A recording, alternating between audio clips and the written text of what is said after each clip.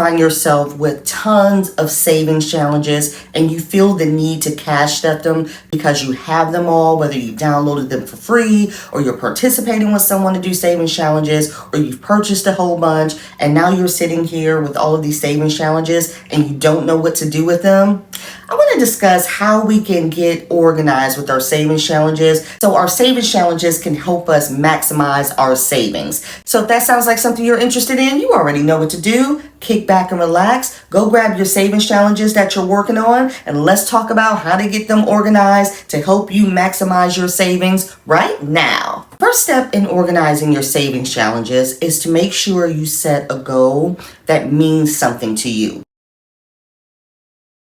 So whether you're saving for an emergency fund or paying off debt or something special like purchasing your first home or going on vacation, it has to be of importance. You have to say why I want to save for this. When setting those goals, you want to be very specific. So instead of saying, I want to save $1,000, how about saying this instead? I want to save $1,000 to help me pay off my smallest credit card debt by the end of May so I can move forward with paying off my next credit card. See, when you set a specific goal like that, it helps you stay focused on how much you want to pay, when you want to pay it off, and what the purpose is. Or for instance, say you're saving for a vacation. Instead of saying, I need to save for a vacation, say this instead. I need to save for a family vacation so that we can start to build memories and hopefully take this trip every other year. And this is how much it's going to cost for us to get there. See, when you make specific goals like that, it helps put into perspective why you're doing it. And it helps keep you focused on the importance of the goal for that savings challenge. Now that you've set realistic goals, you know what your purpose is and why you're saving. Now it's time to pick the right savings challenges. So what do I mean by that? Well, once you set a goal on how much you want to save, you want to make sure you're using a savings challenge that can help you accomplish that goal in the time frame that you want to accomplish it. So for instance, if you're wanting to save $1,000 to pay off debt on your credit card by the end of May, well, you're going to need probably a savings challenge that's probably worth $1,000 or more, because that way you know that's how much money you need to save. If you're trying to save $1,000 by May, do you need a bunch of savings challenges that's only worth $50? You see what I mean? That vision on what you need to save for, and you set that realistic goal, you want to make sure your savings challenges match that goal. So by doing that, you're organizing your savings challenges to help you reach your goal and not just having a bunch of random different savings challenges that's not helping you maximize your clear set goals on why you're saving in the first place. Another example is if you're saving for a down payment on a home. Maybe the 52-week savings challenge will help you get there a little bit closer. Or maybe the 100 envelope challenge will help you get there a little sooner than savings challenges that only total $100. Yes, we know those smaller amounts help us reach those quicker wins, but we want to start focusing on our overall goal that we just set in step one that's going to help keep us on track on how we're going to obtain that goal to reach our maximized savings. 2025 is approaching very quickly, and now may be the time to take a look and see, how can I keep up with my savings challenges? One thing that I thought about, which would be a good idea, is to start putting your savings challenges, when you want to put money into them, onto a calendar. You can use a physical piece of paper calendar. You can use, Google Calendar. You can use a sticky note system. But this way, by keeping it on a calendar or a spreadsheet even, you keep yourself accountable on when you want to move the money that you want to apply towards your savings challenge. So for instance, say you're saving to pay off that $1,000 debt that we were just discussing. Well, we've already calculated how much that's going to take every month till we reach our goal at the end of May. So now let's put it on a calendar so we can physically check in and we know, okay, every payday, this is how much I'm going to pull to cash stuff my savings challenge to make sure I get closer to that goal.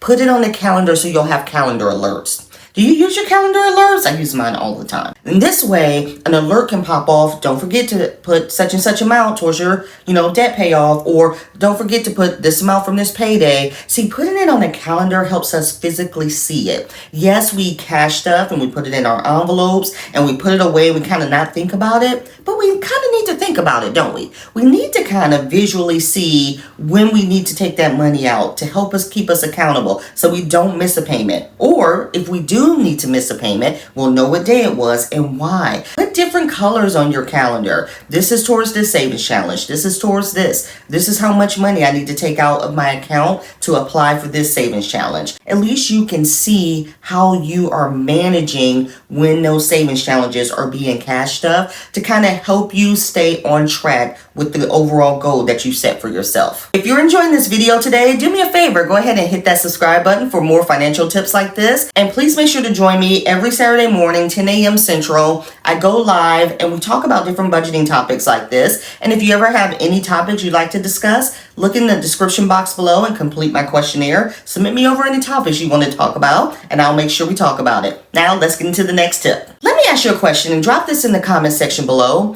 How many of you all track your progress of your savings challenge? So what I mean by that is, yes, we have the savings challenge to show that we've completed it, but do you have something in place to show the progress of where you are from how much you've completed and what it's being applied to?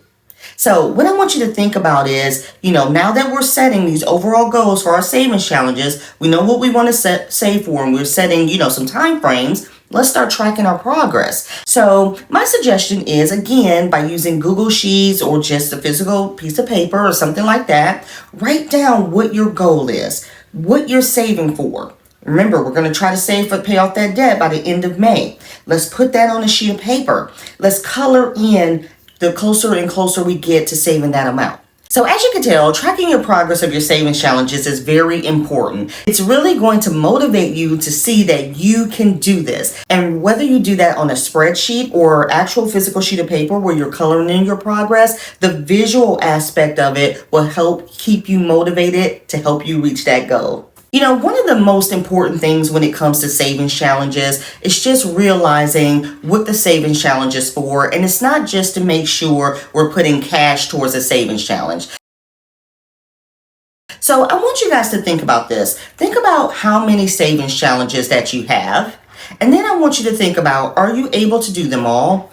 Are they all serving a purpose towards that specific goal that you've set? And are you trying to cash stuff every single savings challenge? What happens more times than not is that we have this guilty feeling that we must cash stuff these savings challenges because we bought them all, or we downloaded them all, or we're downloading every freebie known to man just because someone's offering one. And so now we feel like we have to cash stuff them all.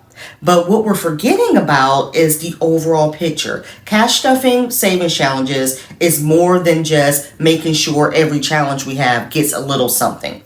So I want you all to think about this as you organize your savings challenges, and as we go back through the steps that we talked about in this video, I want you to look at your arrangement of your savings challenge, what you have in place, and I want you to start to organize them and get them ready for 2025. And let's do a recap on how we get those savings challenges organized. So the first thing we're going to do is make sure we set a clear goal on why we're using the savings challenge in the first place, what we're saving for, why are we saving for it, and when do we hope to finish it to help us reach our goal.